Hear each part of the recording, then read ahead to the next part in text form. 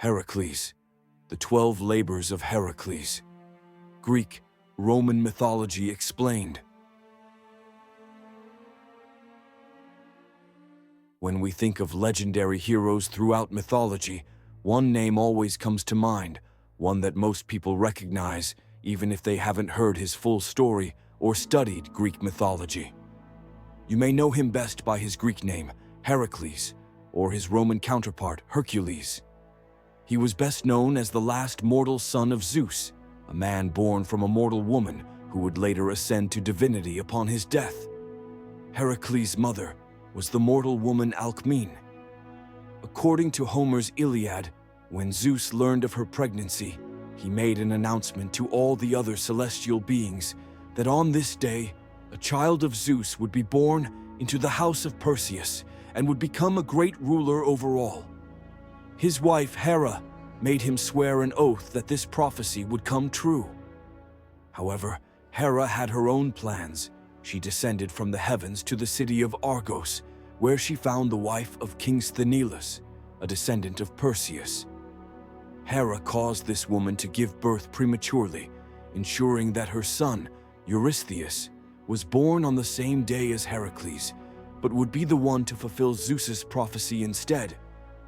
Not stopping there, Hera also tried to prevent Alcmene from giving birth to Heracles and his twin brother, Iphicles. She sent one of Alcmene's servants, Galanthus, to deceive Eileithyia, the goddess of childbirth, by telling her that Alcmene had already given birth. However, Eileithyia was not fooled and eventually allowed Alcmene to deliver her sons.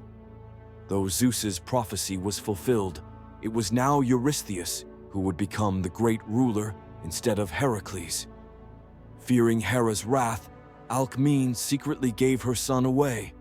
He was eventually taken to Olympus, where he was unknowingly nursed by Hera herself. Not recognizing the infant, she took pity on him and fed him, but Heracles suckled so strongly that she pushed him away in pain. According to ancient Greeks and Romans, the milk that spilled across the heavens formed the Milky Way. Drinking this divine milk is what granted Heracles his supernatural strength. Athena, another celestial being, eventually returned Heracles to his parents. As an infant, he was originally named Alcides, but he was later renamed Heracles in an attempt to appease Hera. However, Hera remained vengeful and sent 2 giant snakes into his chamber. While his brother Iphicles cried in terror, Heracles grabbed the serpents with his bare hands and strangled them.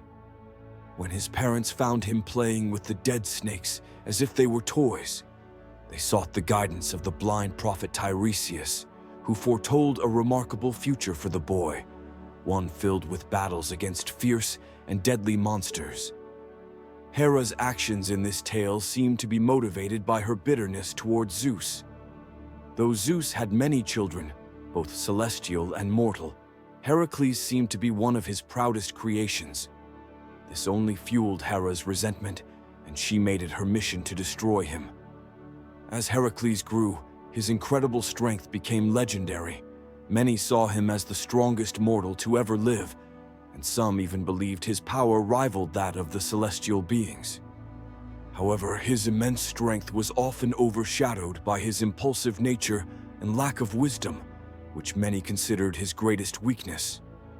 Though he was not unintelligent, his strong emotions often led him into reckless situations. One tale describes how he became so frustrated by the heat of the sun that he aimed his bow and threatened to shoot at it. Because of this, Greek playwrights often depicted him as a brute, a large, muscular warrior who sometimes acted foolishly. Even in more serious accounts, poets described him as a primitive and extremely violent man. His weapon of choice was a massive club, and he wore the skin of a lion, giving him the appearance of an ancient hunter-warrior. Despite his flaws, Heracles often used his strength to help those in need.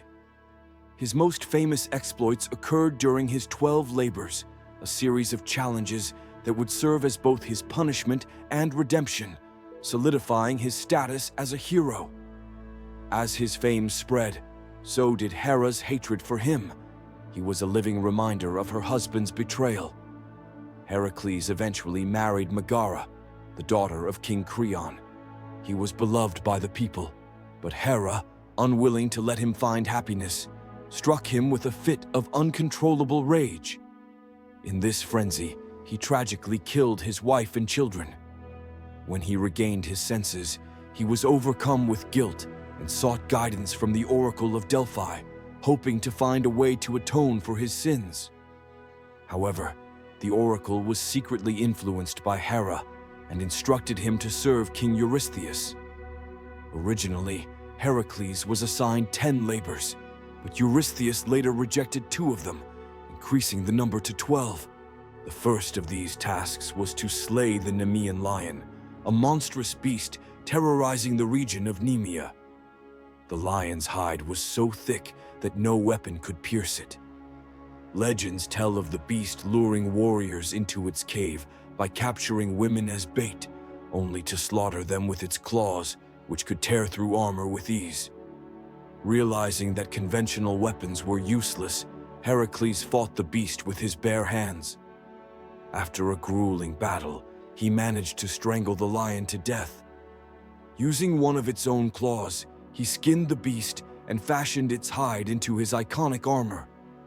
When he returned to King Eurystheus, the sight of Heracles wearing the lion's skin filled the ruler with fear, making him realize that this mighty warrior was even more powerful than he had imagined.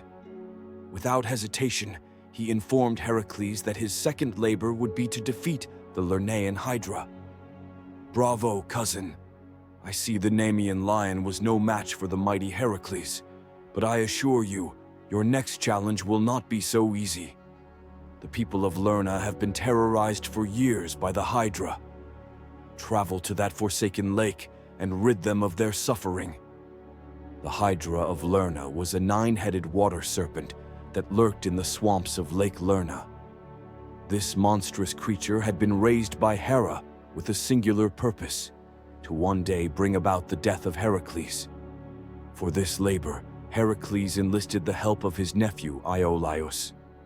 When the 2 heroes finally tracked the beast, they found themselves in a swamp shrouded in a thick layer of poisonous mist, emanating from the Hydra's gaping jaws.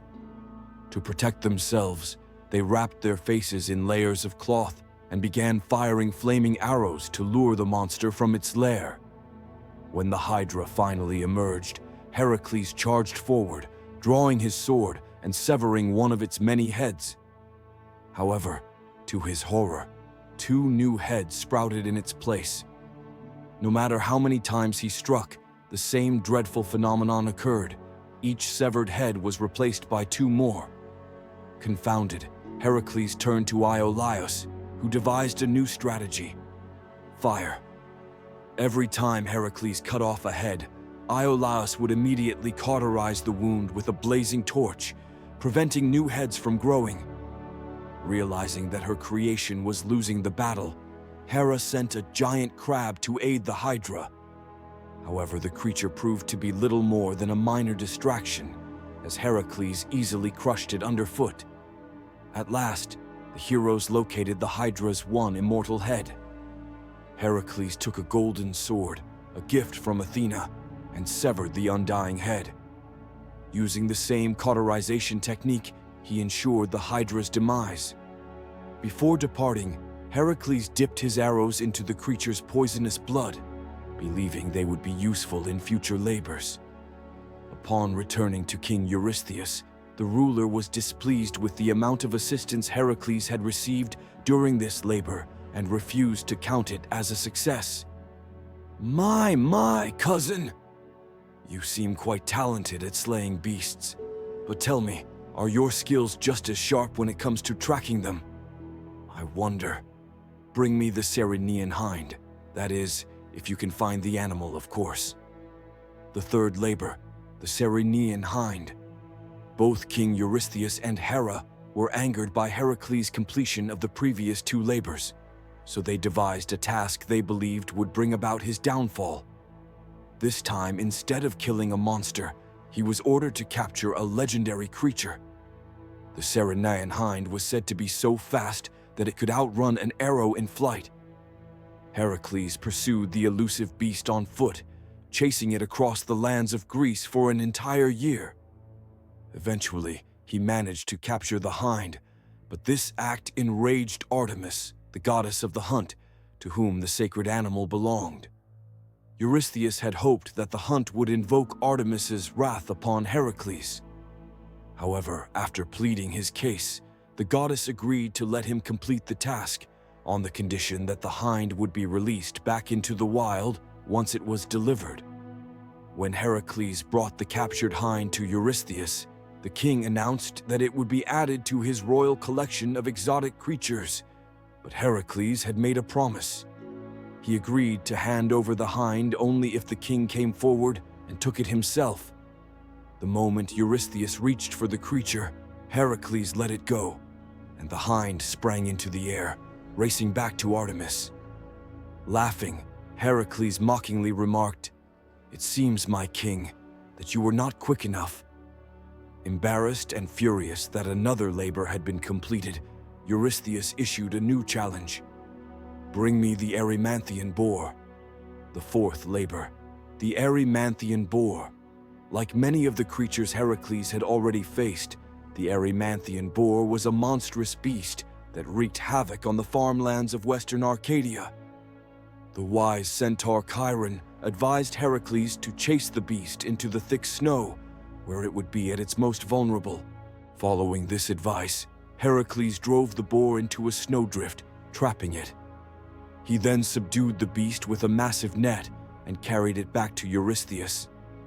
However, upon seeing the ferocious creature, the cowardly king leaped into a large bronze jar, demanding that Heracles take the beast away at once. Not all of Heracles' labors involved battles with terrifying monsters. Some, it seemed, were more mundane. Heracles, my dear visitor, the largest stables in Greece are in dire need of a thorough cleaning. You may frown all you like, but that is your next task. Now go. The fifth labor, the Augean stables. Augeas was a powerful king who owned an enormous herd of divine, immortal cattle. As a result, his stables had accumulated a staggering amount of filth, untouched for over 30 years. Heracles was tasked with cleaning the Augean stables in a single day. However, instead of laboring tirelessly with a shovel, he demonstrated his ingenuity by diverting the courses of the Alpheus and Peneus rivers, sending their rushing waters through the stables and washing away decades of filth in mere moments. Augeas had promised Heracles a share of his cattle as a reward if he succeeded. Yet when the king saw how Heracles had accomplished the feat, he refused to uphold his end of the bargain. Furious, Heracles considered killing the king, but instead chose to overthrow him, placing Augeas' exiled son, Phyleus, on the throne. When Heracles returned to Eurystheus, the king once again refused to count the labor as a success, claiming that Heracles had used trickery rather than strength. Since the water had already cleaned the stables for Heracles, and because he attempted to claim payment for his service, King Eurystheus told him, "You still have 7 labors to complete." Heracles returned to him after having defeated the Stymphalian birds. The Stymphalian birds were a flock of dangerous, man-eating creatures trained by the god of war, Ares. Wherever they flew, crops were destroyed and townspeople fled in terror. Heracles located them near Lake Stymphalus, but he faced difficulty reaching their nests, as the soft marshland couldn't support his weight. Seeing his struggle, Athena appeared to Heracles and gave him a rattle crafted by Hephaestus for this specific task. When Heracles shook the rattle, the birds woke from their slumber and flew into the air, where Heracles shot them with arrows dipped in the poisonous blood of the Hydra. The ones he couldn't kill fled and never returned to Arcadia, instead settling on the island of Aretaeus, where Jason and the Argonauts would later encounter them still alive. King Eurystheus then gave Heracles his next task, I see you've done well, cousin.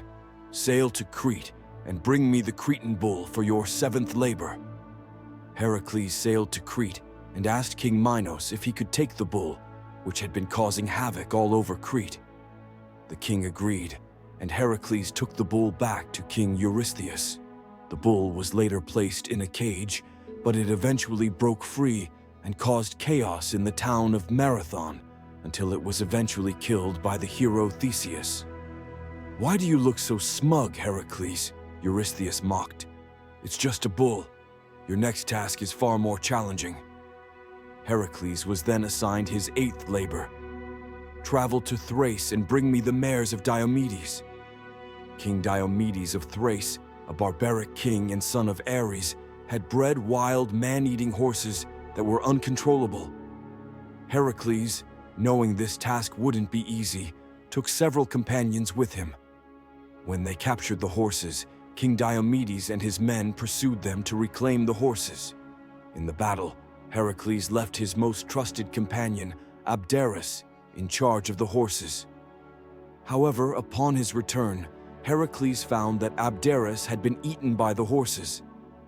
Enraged, Heracles fed Diomedes to his own horses. On the way back, he calmed the horses and took them to King Eurystheus. In some versions of the story, the horses were sacrificed to Hera. In others, they were allowed to roam freely, now permanently calm. "Once again, you have succeeded, Heracles," Eurystheus said. "But in your mourning for that poor boy, your task is complete. Only 4 more to go." Eurystheus then assigned him his 9th labor. "I take it you're familiar with Hippolyta, the Amazonian queen? Her father, Ares, gave her a magical girdle. Retrieve it for me, and your 9th labor will be complete." Upon reaching the island of the Amazons, Hippolyta was so impressed by Heracles' feats that she agreed to give him her girdle. Heracles invited her to a meal on his ship, where they could share stories. However, Hera once again intervened, disguising herself as one of the Amazon women and spreading rumors that Heracles intended to abduct their queen. The Amazons, believing these rumors, confronted Heracles. Thinking the queen had set an ambush, Heracles, unsure of how to handle the situation, ended up killing Hippolyta and taking her girdle. "You seem to be making quite an enemy of Ares," Eurystheus warned. "I'd be careful if I were you, Heracles. You may not live to complete your labors." Heracles was then sent on his 10th labor. "The giant Geryon has a herd of glistening cattle, unlike any I've seen before. They would make a fine addition to my collection. Go to his island and bring me those cattle." To complete this task, Heracles had to cross the Libyan desert to reach the island of Erythea, where Geryon lived. The desert heat frustrated him so much that he fired an arrow at the sun, Helios. Instead of being angry, Helios admired Heracles' courage and gave him his golden chariot to help him cross the desert. As soon as Heracles arrived on the island of Erythea, he encountered Orthrus, a 2-headed dog. With one powerful swing of his club, Heracles killed the watchdog. The herdsmen rushed to help, but Heracles dealt with them in the same way. When the giant Geryon heard the commotion, he confronted Heracles. Described as a 3-bodied giant with 4 pairs of wings, Geryon did not faze Heracles. The giant met the same fate as Orthrus and the herdsmen, falling victim to Heracles' club. Heracles led the cattle to the ship and set sail back to Eurystheus. Now that Heracles had completed 10 of the 12 labors, only 2 remained. The next task was to travel to the garden of the Hesperides and bring back some of the golden apples guarded by the gods. These golden apples had been a wedding gift from Gaia to Hera, and the garden was guarded by the Hesperides and the serpent Ladon.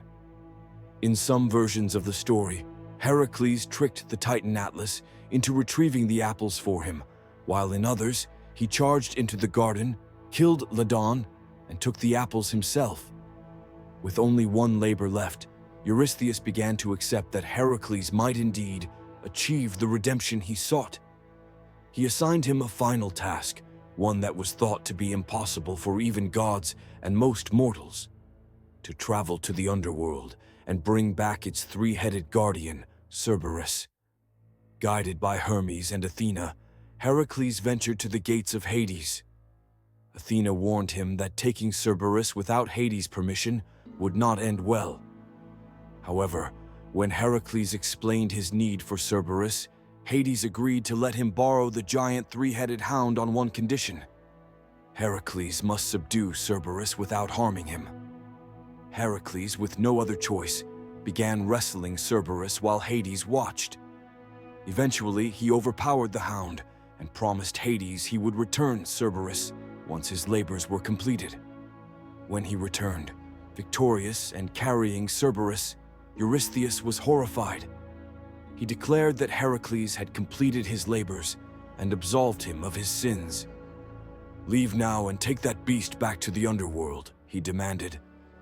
Heracles had finally completed his epic journey, which had lasted many years.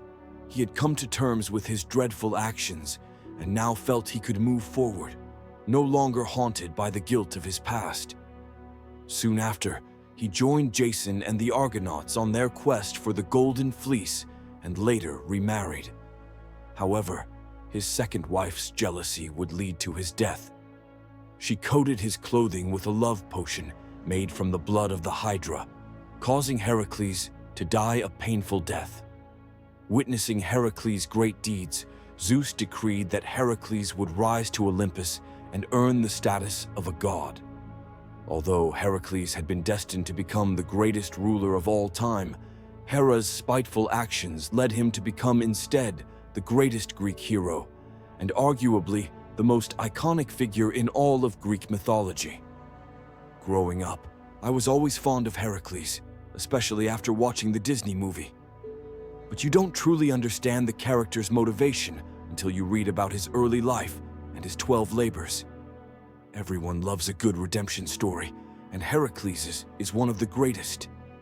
This video has been extremely requested, and since Heracles appears in so many stories, there will likely be several more videos featuring this legendary hero.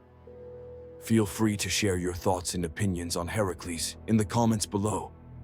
As always, I've been your host, Mythology and Fiction Explained.